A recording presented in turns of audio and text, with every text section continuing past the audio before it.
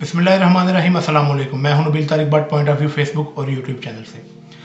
आपने कल से देखा कि ये खबरें जो चल रही हैं, इमरान खान के घर से कोई जासूस पकड़ा गया, कोई डिवाइस वो फिट करने आ रहा था, किन की तरफ से वो आ रहे थे, ये अभी बात दबी हुई है, पता सबको है।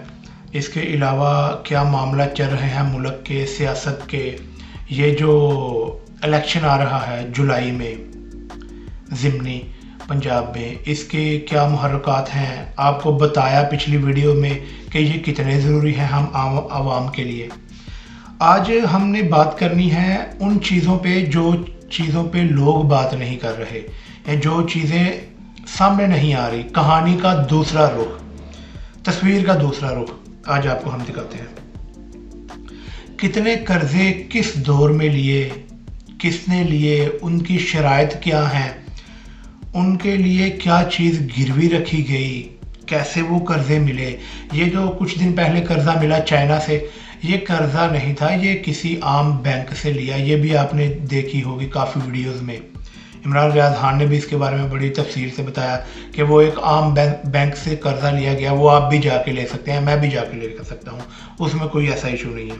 और वो बड़ी मुश्किल एक साथ पर लिया गया और उस पर सूद भी बहुत ज़्यादा है। खैर वो बात अलग है। फिर हमने कितना कर्जा क्या गिरवी रखवा के लिया, क्या उसके अदादो शुमार है, ये हमें कोई नहीं बताता। सारे सियासतदान पॉइंट स्कोरिंग करते हैं जब वो आते हैं। ये पैसा इस्तेमाल कहाँ हुआ, ये पाकिस्तान में रहेगा या नहीं रहेगा, सारे खामोशी से काम कर रहे हैं। लोग खामोशी से बर्दाश्त करते जा रहे हैं। हम मुल्क बचाएंगे वो ये कहकर आते हैं, वो यही कहकर वोट भी लेते रहे कई सालों से। ये लोग वो हमारे बड़े वोट देते भी रहे कई सालों से। अब अगर रात को टैक्स लग जाता है, हम किससे पूछ सकते हैं, आम आवाम किससे पूछ सकती है, ये इन्फॉर्मेशन कहाँ पर अवेलेबल है, ये किसी को नहीं बताया जाता। ना हम IMF से पूछ सकते हैं डायरेक्टली, क्योंकि लोग पूछते ही नहीं, लोग बाहर भी नहीं आते। हुक्मरान कहते हैं कि ठीक है, लोग सड़कों पर तो नहीं ना आ रहे, एहतजाज तो नहीं ना हो रहा, सब ठीक है। बिजली ये रातों रात महंगी कर देते हैं, गैस ये रातों रात महंगी कर देते हैं, बिल बढ़कर आते हैं, सब कुछ एक्स्ट्रा लग के आ रहा है, टैक्सेस लग के आ रहे हैं। फ्यूल पेट्रोल इस टाइम 235 रुपये 40 रुपये के पास है, लेकिन बिलों में फ्यूल एडजस्टमेंट 1500 बिल, मीटर बंद है, मीटर यूज़ भी नहीं हो रहा, 1500 रुपया फ्यूल एडजस्टमेंट हमारे घर में आई है। इसके बावजूद लोग एहतजाज नहीं करते, लोग बाहर नहीं आते, लोग घरों में बैठे रहते हैं।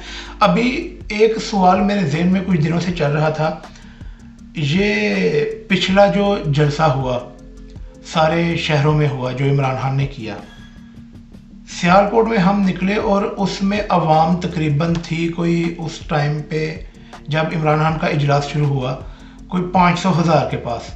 क्या सियालकोट में 500,000 लोगों के लिए सिर्फ महंगाई है? यही वो वजह है कि वो आप पे हर बम्बू देते हैं और आप चुप करके उसे सहते हैं। खैर, इसके बाद इमरान खान ने 2 तारीख की कॉल दे दी हुई है जलसे की, वो फिर से पूरे पाकिस्तान में जलसे कर रहे हैं, खुद वो इस्लामाबाद में जलसा करेंगे। कि सियासत में फुल टाइम लड़ाई चल रही है। मामला अब जुलाई में कुछ सॉल्व होने जा रहे हैं, क्योंकि अब लोग सवाल पूछ रहे हैं, सबसे लोग सवाल पूछ रहे हैं, मुख्तदर हलकों से पूछ रहे हैं, सारों से पूछ रहे हैं। और फिर इसके अलावा मेन बात, शहबाज शरीफ ने ये हुकूमत क्यों ली? ये हुकूमत थी, जॉब थी, हिदमत करनी थी, हिदमत हल्क करनी थी, वजह क्या थी? सवाल ये है कि नवाज शरीफ पाकिस्तान क्यों नहीं आ रहा? क्या जब ये हुकूमत ली गई तो नवाज शरीफ की बात नहीं हुई आपके ख्याल से? बेशक हुई होगी।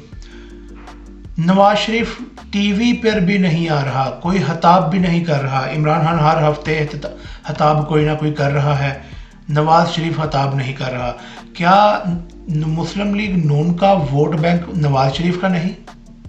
मेरे ख्याल में तो सारा वोट बैंक है ही नवाज शरीफ का। अगर अब थोड़ा बहुत जो रह गया, शहबाज शरीफ के हाथ में क्यों नहीं है कुछ? वो अपने भाई को पाकिस्तान क्यों नहीं ला पा रहा, और नवाज शरीफ की क्या उन्हें इजाज़त नहीं मिली या शहबाज शरीफ ने इजाज़त ली ही नहीं, या वो खुद ये चाहते हैं कि नवाज शरीफ ना आए। ये भी एक सेंस बनती है।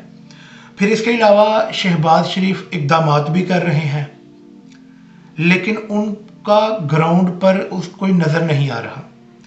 वो इक़दामात हो नहीं रहे, किए नहीं जा रहे।